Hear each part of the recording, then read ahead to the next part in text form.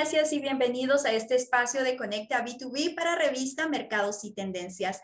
Hoy vamos a tener una interesante entrevista con Pablo Blanco, experto en temas empresariales y MIPYMES, quien nos estará abordando el tema interesante de las MIPYMES en Guatemala y la región centroamericana. Bienvenido, Pablo. Buenos días, muchas gracias Alejandra, agradezco este espacio y pues quedo atento a poder conversar al respecto. Muchísimas gracias. Bueno, empecemos esta entrevista con la siguiente pregunta. ¿Cómo ve el panorama de la MIPYME en Guatemala y la región?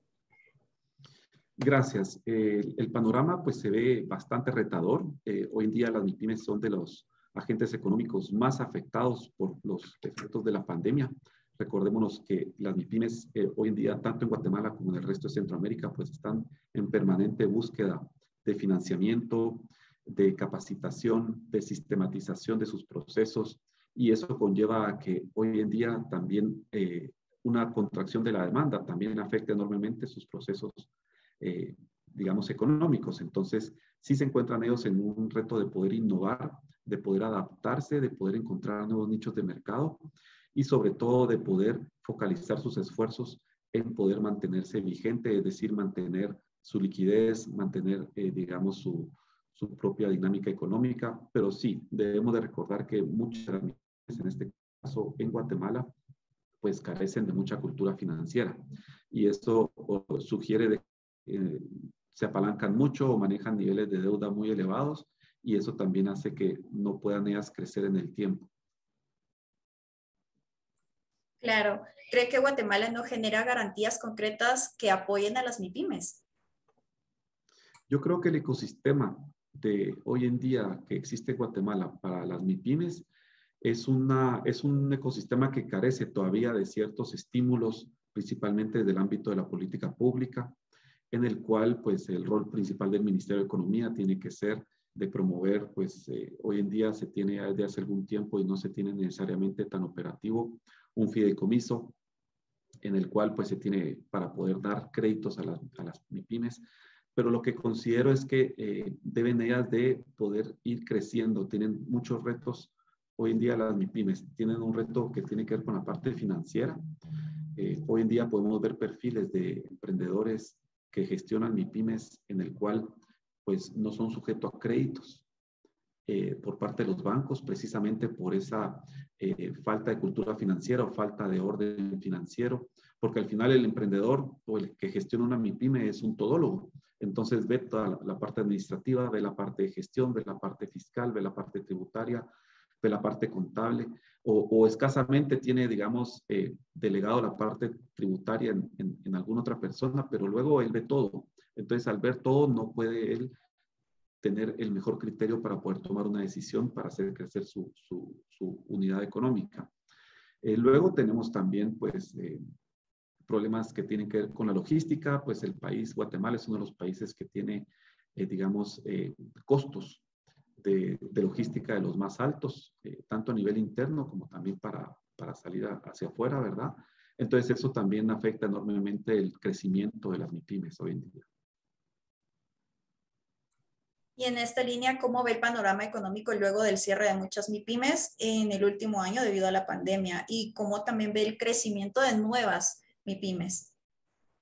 Sí, el panorama económico afecta enormemente porque lo que se está dando es un crecimiento de la economía informal, un crecimiento de la informalidad llamada como tal, en el cual pues las MIPYMES han tenido que, digamos, dejar en el desempleo a colaboradores, a gente que trabajan con ellos, y estos han tenido que ir buscando espacios para poder comerciar sus productos en otro ámbito, ¿verdad?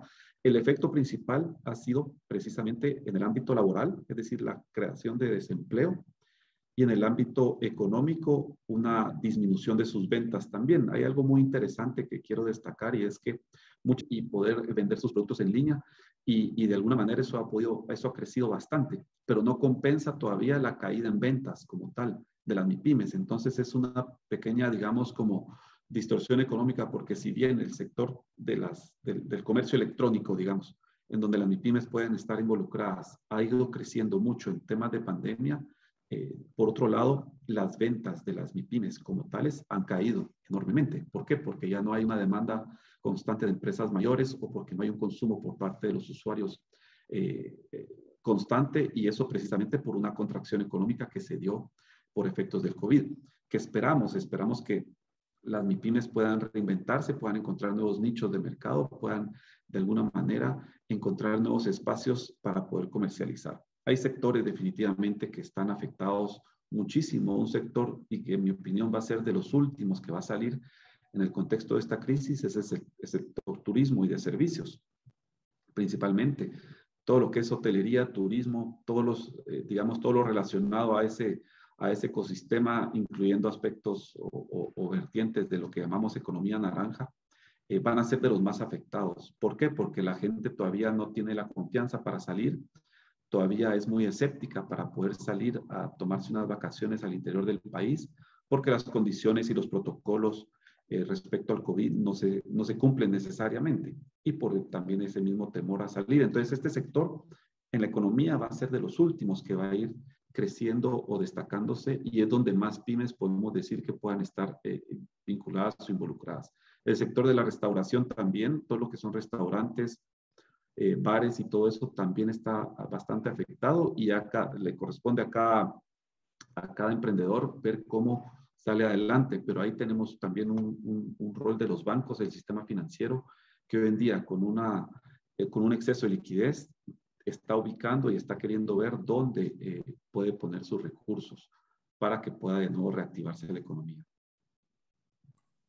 ¿Cuáles podrían ser las MIPYMES que ya están empezando a regresar a sus operaciones normales? Porque nos hablaba que el turismo y restaurantes podrían ser de los últimos que terminen de reactivarse, pero ¿cuáles son los que ya están comenzando a ver crecimiento estratégico ahorita que levantaron restricciones y que ya se está empezando a generar un sistema de vacunación?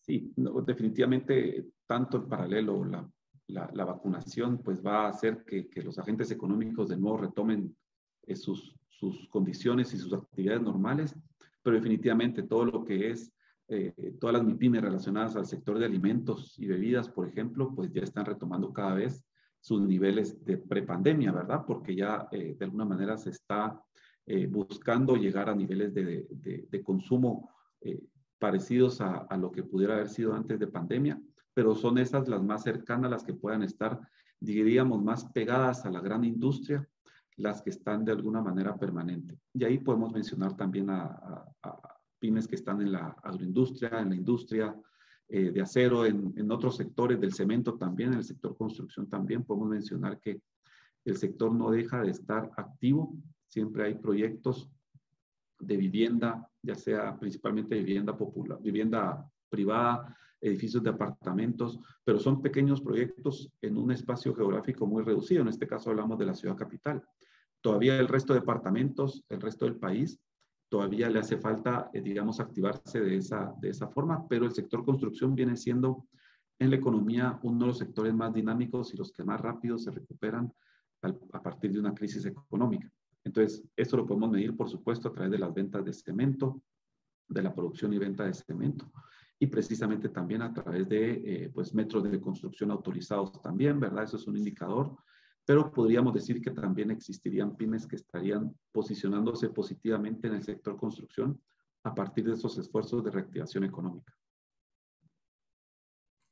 Claro, muy interesante ver qué sectores ya van comenzando de nuevo sus operaciones como antes de la pandemia, y tal vez no como antes, sino que ya van poco a poco. Y sobre esa misma línea, ¿qué diferencia hay en Guatemala entre una empresa que se inscribe como pyme o MIPYME y una empresa que ya está bajo el renglón de emprendimiento? ¿Cuál podría ser la gran diferencia y cómo ve el panorama del emprendimiento que pasó de ser informal a la formalidad? Sí, es muy interesante, digamos, analizar la categoría de emprendimiento en el país. Recordémonos que para poder hablar de emprendimiento en un modelo de economía digital hoy en día, debiéramos de aspirar a decir que se va a volver en un startup, en un emprendimiento de base tecnológica. Y aquí lo que sugiere es que hoy en día Guatemala todavía no tiene una política pública que promueva las startups, por ejemplo, a una escala mucho mayor. Eso tiene que ver con indicadores o entornos que tienen que ver con el acceso a la banda ancha, por ejemplo, con el nivel de digitalización con el nivel de la digitalización de los servicios financieros por parte del sistema financiero, con el nivel de bancarización también de los agentes económicos, porque mucho se compra y se vende en línea, ¿verdad? Pero lo que quisiera yo destacar es que hoy en día tenemos escasamente lo que podríamos llamar startups, pues muy pocas iniciativas de ese tipo, que en su momento hay que considerar que son generadoras de empleo también, ¿verdad? Una startup puede estar generando en el orden de 25 a 30 de empleos en el plazo de un año, año y medio, por ejemplo. Y es muy importante verlas como unidades económicas que desde el punto de vista financiero logran obtener digamos, sus recursos a través de una dinámica, diríamos, en algunos casos de crowdfunding, por ejemplo, de donaciones o de consumos desde el punto de vista que se hace en línea. Pero lo que es importante destacar ahí es que todavía este tipo de emprendimientos, o sea, le hace startups, todavía hace falta que todo el aspecto jurídico legal de la parte fiscal y tributaria lo tengan bastante claro. Hoy en día no se tiene claro, la misma Superintendencia de Administración Tributaria no tiene clara su estrategia para poder, digamos, fiscalizar, diríamos, desde este punto de vista, a empresas de emprendimientos de base tecnológica. Se diferencian mucho de la parte de las que están inscritas, digamos, de las MIPYMES como tal, porque las MIPYMES como tal son, digamos, generadoras de actividad económica desde el punto de vista de facilitar insumos para procesos industriales, para cadenas de valor, por ejemplo, y esa dinámica es otra. Esa dinámica es una cuestión que tiene que ver con oferta y demanda de insumos. Pero en el tema de las startups, pues lo que diríamos es que el emprendedor tiene que, o en el tema de las que son categorizadas como emprendimiento, el emprendedor pues tiene que tener muy claro cuál es su nicho de mercado, cuál es su demanda, cuál es el servicio que quiere hacer, qué facilidad quiere dar y con qué plataforma o con qué, digamos, prestador de servicios desde el punto de vista tecnológico quiere trabajar. Eso ha crecido muy poco en el país, sin embargo no deja de ser interesante, digamos, el ecosistema que existe en 4 grados norte, donde existen varios programas y proyectos para poder promover startups, empresas de base tecnológica, y no deja de ser una oportunidad. Definitivamente el país, sus condiciones de infraestructura informática todavía no son las idóneas, pero hay un horizonte que puede ser positivo.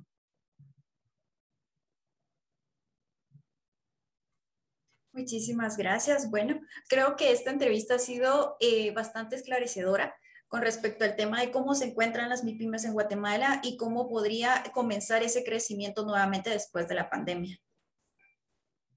Es correcto. De alguna forma, creemos que las MIPYMES tienen un reto muy grande en el país porque son un motor de generación de empleo principalmente y también son un motor de producción porque facilitan insumos, ¿verdad? Y porque también las MIPYMES, en el mejor de los casos, debieran de trascender en el tiempo y no nacer y desaparecer al poco tiempo, ¿verdad? Sin embargo, creemos de que tienen muchos retos desde el punto de vista fiscal, perdón, principalmente financiero. Ese es para mí uno de los principales retos que tienen las pymes, cómo logran crecer en el tiempo para poder ir satisfaciendo mercados cada vez más grandes. En términos de calidad de sus productos también, cómo estas mejoran la calidad de sus productos a través de sistematización, una mejora en la calidad en los procesos y todo para poder ir agregándole valor a estos productos. Y la parte, sí, debo de decir también, la parte fiscal tributaria es muy importante.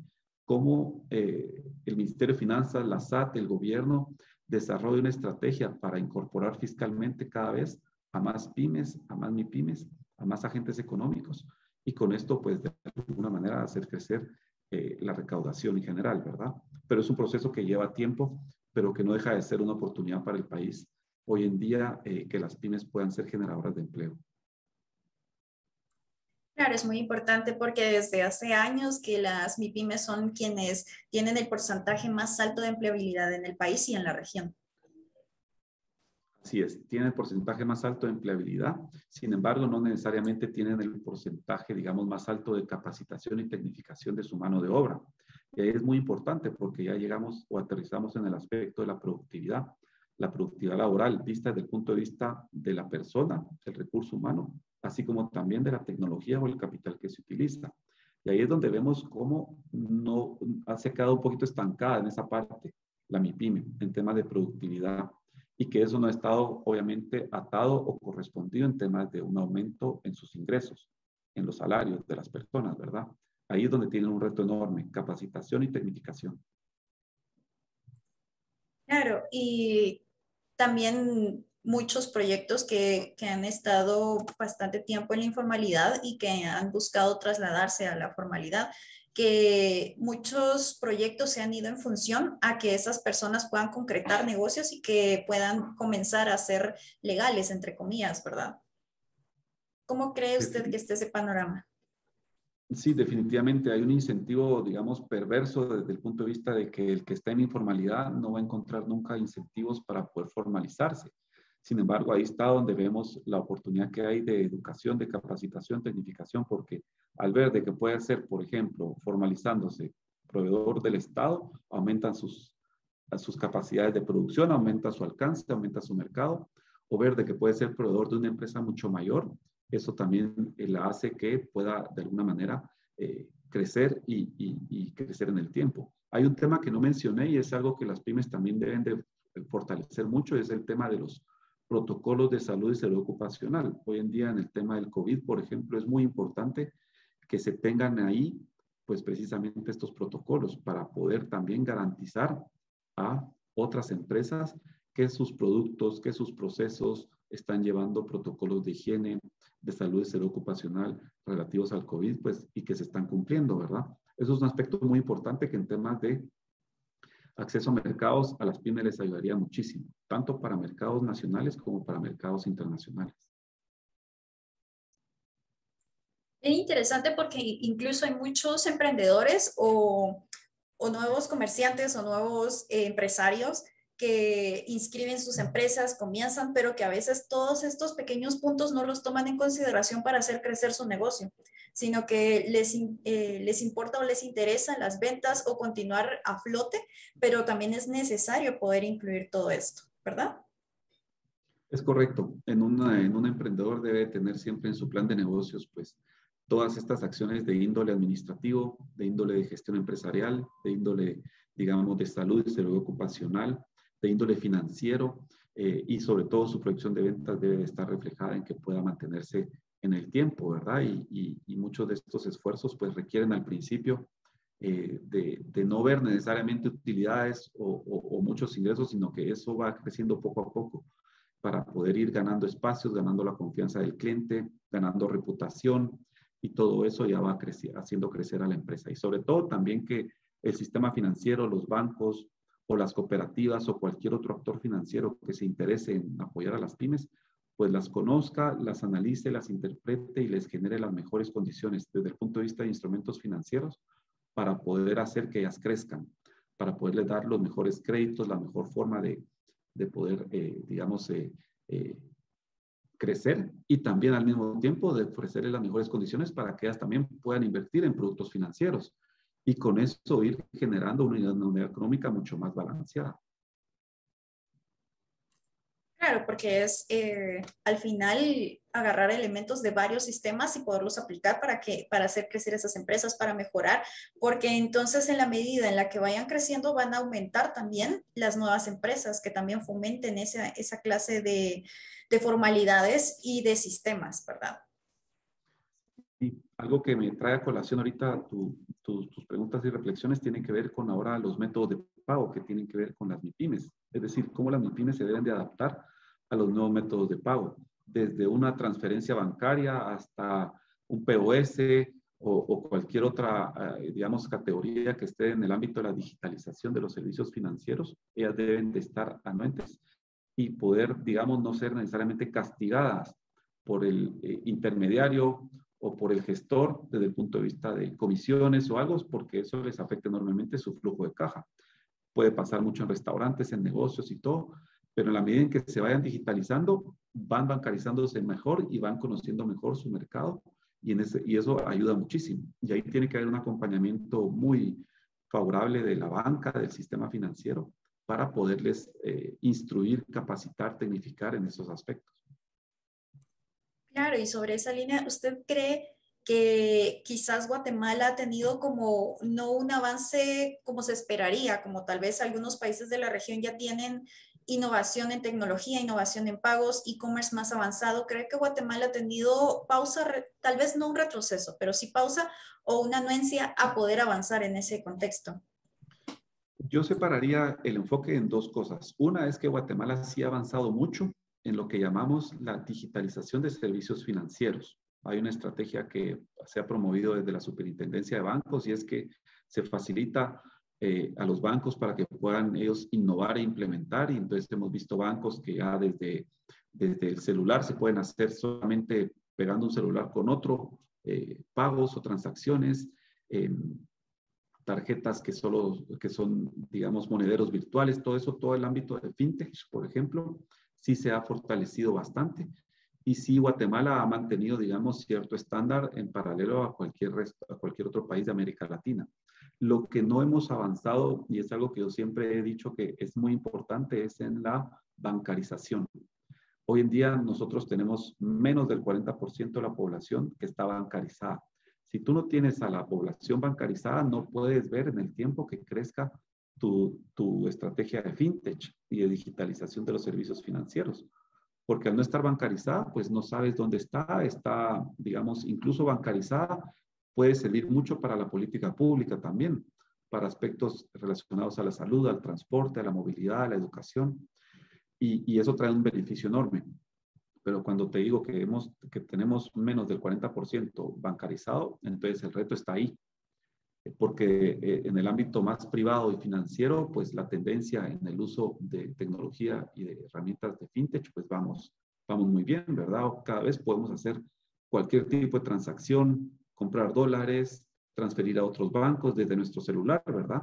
Entonces, eso lo tenemos que ir aprendiendo también porque no todo el mundo lo sabe hacer, pero lo tenemos que ir aprovechando porque ya existe. Pero el principal reto para mí es bancarizar. Claro, es que una gran parte de la población no está en el sistema bancario, no tiene cuentas ni nada, sino que otra gran parte de la población incluso tiene miedo de utilizarlo, ¿verdad?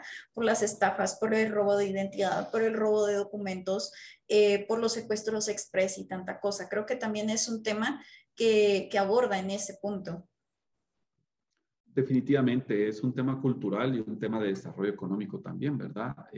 La precariedad, tanto del empleo como de los mercados económicos en el país y de la pobreza también que existe hoy en día, pues sugiere de que las personas no ven ni están incentivadas porque también tiene un costo financiero el bancarizarse y no lo hacen, ¿verdad? Entonces la plata la tienen en sus casas, debajo de su colchón, o es con lo que viene el día a día. Entonces, no necesariamente hay un incentivo, pero es muy importante desde el ámbito de la política pública desarrollar una estrategia que permita ir a bancarizar a todos, porque va a traer un beneficio económico en empleo, en formalidad, en política pública relacionada a servicios de salud y servicios esenciales, ¿verdad? Y esto también en lo que en el futuro llamaríamos pues los servicios financieros, que son los que ya hoy en día tenemos como en un gran menú y en una oferta a través del sistema financiero. Sumamente interesante. Bueno, muchísimas gracias por esta entrevista. Creo que es un tema que no se ha tenido la oportunidad de abordar de diferentes aristas y creo que esta entrevista sí pudo darnos un panorama general de cómo se encuentra en ese sentido el país. Muchas gracias, Alejandra. Pues agradezco este espacio y estos minutos para poder compartir un poquito mi visión y mi análisis de cómo evoluciona la economía guatemalteca y centroamericana en el ámbito de las pymes y los retos que ellas tienen hoy en día para crecer y seguir adelante. Muchísimas gracias y pues bueno, hoy hablamos con Pablo Blanco al respecto de las MIPYMES, un poco de comercio y también otros temas interesantes. Siga en sintonía de Conecta B2B y revista Mercados y Tendencias. Hasta pronto.